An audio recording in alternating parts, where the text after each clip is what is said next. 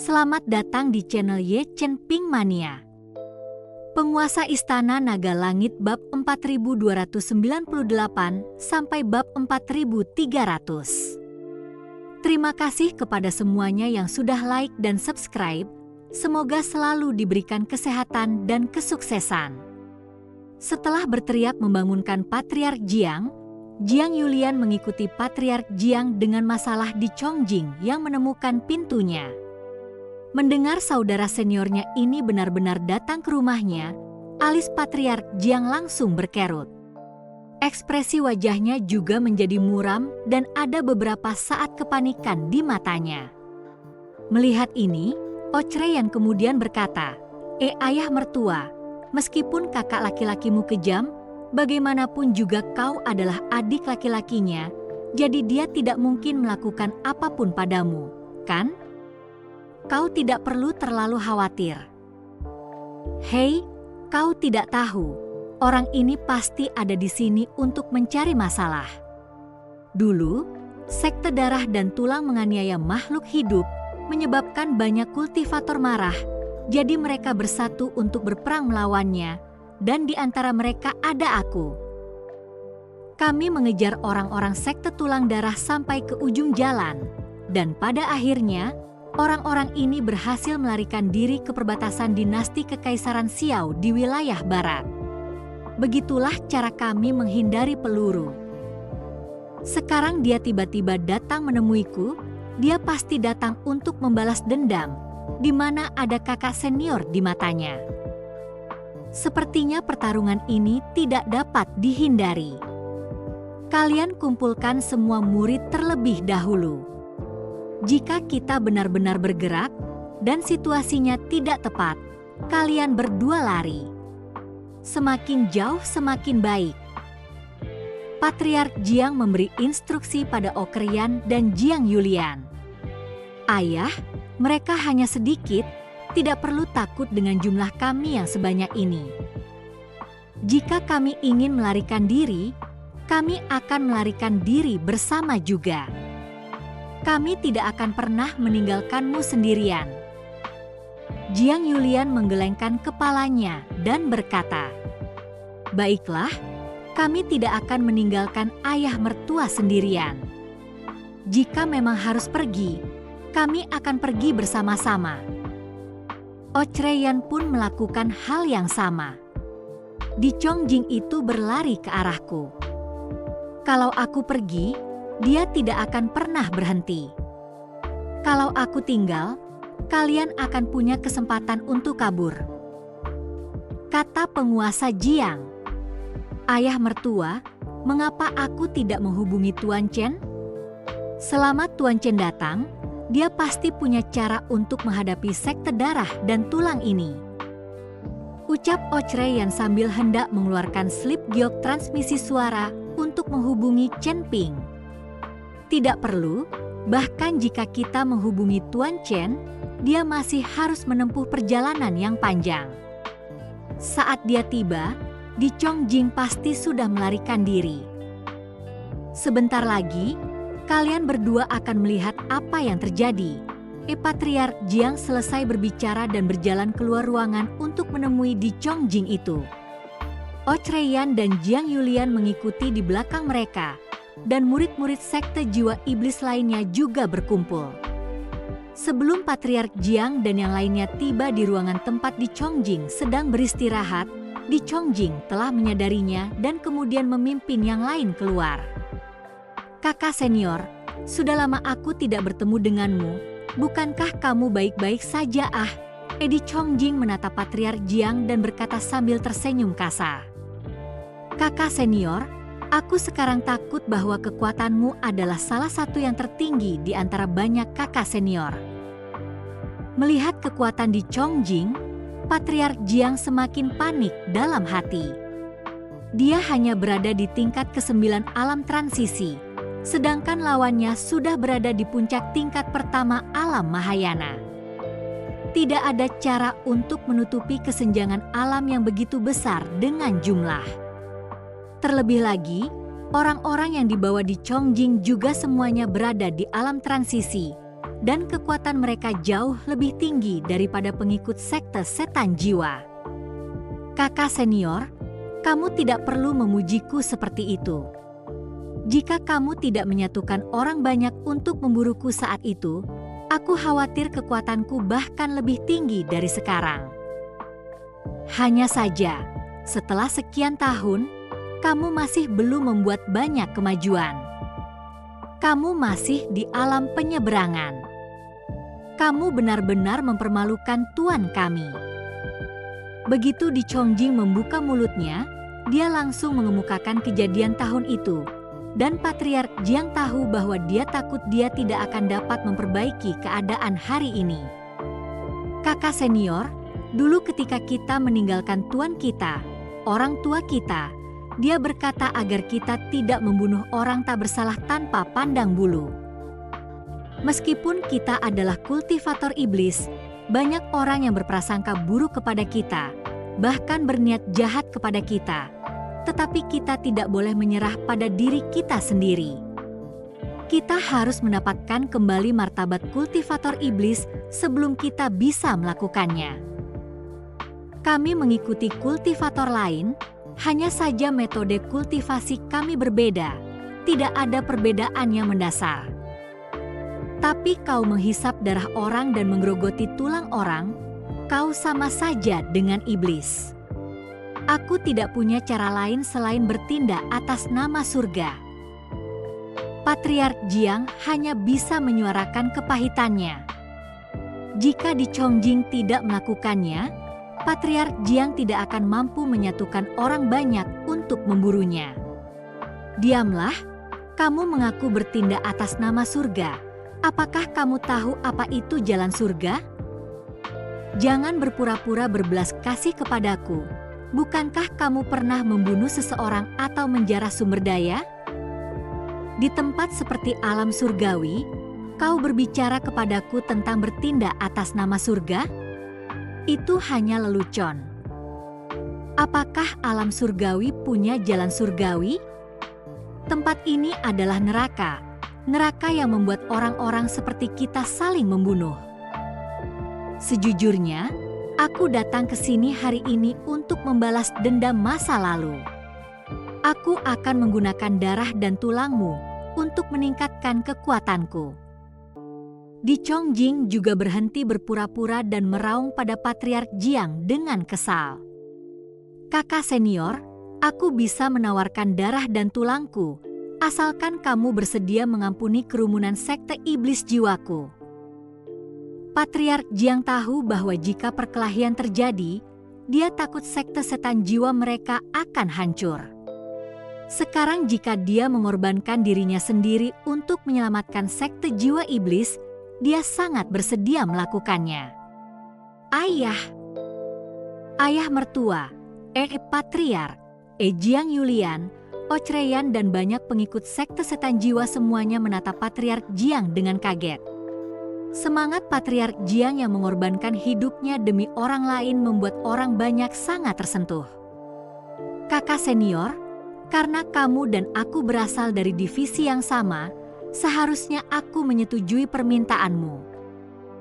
Sangat disayangkan bahwa semua orang di bawahku juga perlu berkultivasi dan membutuhkan sumber daya, dan para pengikut sekte iblis jiwa ini adalah sumber daya terbaik. Itulah sebabnya aku tidak bisa berjanji padamu bahwa tidak seorang pun dari kalian dari sekte iblis jiwa bisa bertahan. Kalian semua akan mati. Mata Di Chongjing dingin dan kejam. Kamu. Patriark Jiang membeku, matanya dipenuhi amarah. Di Chongjing, jika kau mendesakku, sekte jiwa iblis kita bukanlah sesuatu yang bisa diganggu-gugat jika kita berjuang demi hidup kita. Hahaha, aku akan mengalahkanmu. Apa yang bisa kau lakukan? Aku bisa menghancurkanmu sampai mati dengan satu jari. Di Chongjing tersenyum dingin sambil memandang rendah Patriark Jiang. Patriark Jiang menatap Di Chongjing, tahu bahwa tidak ada ruang untuk bernegosiasi dengan orang ini, jadi dia menggertakkan giginya dan berkata, orang-orang sekte jiwa iblis mendengarkan perintah. bertarunglah dengan orang-orang sekte darah dan tulang ini, bahkan jika itu berarti kematian, kita tidak bisa membiarkan mereka menghisap darah dan menggerogoti tulang. Patriark Jiang meraung dan langsung menyerang ke arah Di Chongjing. Saat berhadapan dengan seseorang seperti Di Chongjing, yang kekuatannya lebih tinggi dari dirinya, seseorang harus menyerang terlebih dahulu dan mengejutkan mereka. Begitu dia menyerang, Patriark Jiang menggunakan seluruh kekuatan tubuhnya, aura yang mengejutkan, ke arah Di Chongjing. Sekte jiwa iblis lainnya juga menyerang di saat yang sama. Bagaimanapun juga, mereka akan mati, maka semua orang dari sekte iblis jiwa mengerahkan kekuatan tempur mereka yang terkuat. Ledakan, ledakan, ledakan. Pada suatu ketika, terdengar gemuruh terus-menerus di dalam sekte setan jiwa, dan langit serta bumi bergetar. Ki spiritual bagaikan gelombang, gelombang yang disertai gelombang yang menyebar ke segala arah. Akan tetapi, para pengikut sekte jiwa iblis bagaimanapun juga, kekuatannya lebih rendah, dan tak lama kemudian ada beberapa pengikut sekte jiwa iblis yang terjatuh ke tanah dengan luka serius. Orang-orang sekte darah dan tulang tidak menyentuh mereka, karena jika orang-orang ini mati, mereka tidak bisa digunakan sebagai sumber daya kultivasi. Hanya ketika mereka masih hidup, darah dan tulang di tubuh mereka memiliki manfaat yang paling banyak. Akan tetapi, berbeda halnya dengan para dewa yang gugur itu, meskipun para dewa itu telah meninggal dalam jangka waktu yang lama, tulang-tulang dewa itu tetap memiliki nilai yang sangat tinggi. Mata Patriark Jiang terbuka lebar saat dia terus-menerus menyerang ke arah Di Chongjing. Setiap serangan sungguh dahsyat. Sayangnya, setiap serangan itu dapat dengan mudah dihindari oleh Di Chongjing. Pada saat ini, Di Chongjing hanya menggoda Kaisar Jiang. Dia tidak berusaha membunuhnya. Dia hanya terus menghindar dan menghindar, membiarkan Kaisar Jiang digoda seperti monyet, tidak mampu memahami apa yang sedang terjadi. Di sisi lain, para pengikut sekte setan jiwa itu satu persatu jatuh dan terluka parah. Di sisi lain, Ochre yang menampilkan kemampuan terbaiknya, sebuah nyala api yang mengarah ke para pengikut sekte darah dan tulang. Sayangnya kekuatan Ochre yang terlalu rendah, bahkan jika api itu mengenai orang-orang sekte darah dan tulang, mereka tidak akan dapat menghasilkan kerusakan yang terlalu besar. Dalam rentang waktu 10 menit, tidak banyak pengikut sekte iblis jiwa yang mampu berdiri, dan yang lainnya semua terjatuh ke tanah, mengerang kesakitan. Ketika Patriark Jiang melihat ini, dia terengah-engah, hatinya menderita. Pengerahan tenaga yang kuat membuat Patriark Jiang kesulitan untuk melancarkan serangan yang mengerikan pada saat ini. Selain banyaknya murid yang terluka, hati Patriark Jiang pun terbakar oleh rasa cemas. Engah, seteguk darah muncrat keluar, dan aura di tubuh Patriark Jiang langsung menurun. Ayah! Ayah mertua, Ochreyan dan Jiang Yulian bergegas dan membantu Patriark Jiang. Pada saat ini, seluruh napas Patriark Jiang menjadi lemah, dan wajahnya ditutupi kerutan, seolah-olah dia sudah sangat tua. Tembakan cepat itu, ditambah dengan konsumsi yang cepat, membuat tubuh Patriark Jiang tidak mampu menahannya, dan dia langsung pingsan. Di Chongjing yang menyaksikan adegan ini sangat senang. Kakak senior, kamu masih terlalu pemula. Aku bahkan tidak melawan, mengapa kamu tidak bisa bertahan? Jika kau tidak membunuhku, maka aku bisa bergerak pada putrimu. Ada begitu banyak orang di bawahku, mereka belum merasakan kultivasi ganda. Di Chongjing dengan sengaja merangsang Patriark Jiang. Kamu mengembuskan nafas. Seteguk darah lagi menyembur keluar dari tubuh Patriark Jiang. Napasnya menjadi semakin lemah. Hahaha, Di Chongjing tertawa terbahak-bahak saat melihatnya. Aku mengandalkan nenekmu. Chreyan sangat marah. Jiang Yulian adalah wanitanya. Di Chongjing berani mempermalukannya seperti ini. Sebagai seorang pria, bagaimana mungkin dia tidak marah? Hanya melihat seluruh tubuh Chreyan meletus dengan api, seluruh orangnya seperti seorang pemadam kebakaran. Langit dibanjiri api merah, diikuti oleh Chreyan yang menyerbu ke arah Di Chongjing dengan putus asa. Chreyan mencoba menggunakan tubuhnya sebagai senjata dan langsung mengikuti Di Chongjing hingga tewas. Setelah Di Chongjing sedikit membeku, dia kemudian tertawa dingin. Dengan kekuatan sepertimu, bahkan jika kau meledakkan dirimu sendiri, kau tidak akan pernah bisa menyakitiku sedikit pun. Di mataku, kau tidak lebih dari jangkrik tanah.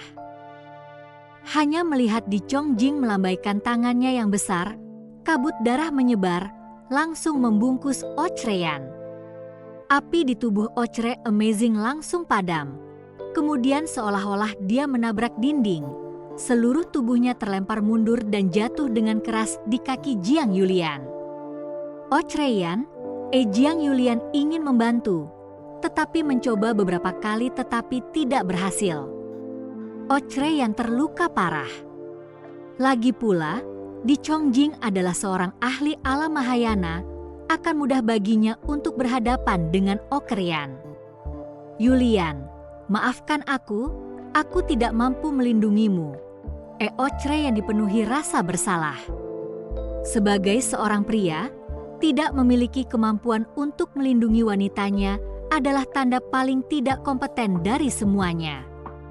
Jangan katakan itu, jika surga benar-benar menginginkan kita mati, maka kita akan mati bersama. Jiang Yulian berkata dengan air mata di matanya. Keponakanku, aku tidak akan menghentikanmu jika kau ingin mati. Tetapi kau harus membiarkan orang-orangku ini selesai merasa nyaman sebelum kau mati. Setelah Di Chongjing selesai berbicara, dia mengedipkan mata ke arah anak buahnya dan berkata, kalian pergilah, jangan membunuh mereka, berbarislah satu persatu. Terima kasih banyak, Master Sekte. Mata beberapa orang dari Sekte Darah dan Tulang berbinar, lalu menuju ke arah Jiang Yulian. Di Chongjing, dasar binatang buas, kalau ada apa-apa, datanglah sendiri kepadaku. Aku akan mengurusnya sendiri. Jangan sentuh putriku. Patriark Jiang mendesis, tetapi tubuhnya tidak bisa bergerak sama sekali. Mata Chreyan juga menyemburkan api, tetapi dia tidak dapat berbuat apa-apa. Jiang Yulian memegang pedang panjang di tangannya dan menatap beberapa pria dari Sekte Darah dan Tulang yang matanya bersinar penuh tekad. Sekalipun dia mati, dia tidak bisa membiarkan beberapa orang dari Sekte Darah dan Tulang ini melakukan apa yang mereka mau. Gadis kecil, jangan berpikir untuk melawan, jadilah anak yang baik dan patuh, tutup matamu dan semuanya akan segera berlalu. Beberapa di antara kami berjanji akan bersikap lembut padamu, belum lagi kau bukan gadis berbunga kuning lagi, jadi jangan berpura-pura menjadi gadis yang setia dan suci. Jika kamu melayani kami dengan baik, kami bisa memohon kepada Master Sekte untuk membebaskanmu. Beberapa orang dari Sekte Darah dan Tulang membujuk Jiang Yulian. Bersambung.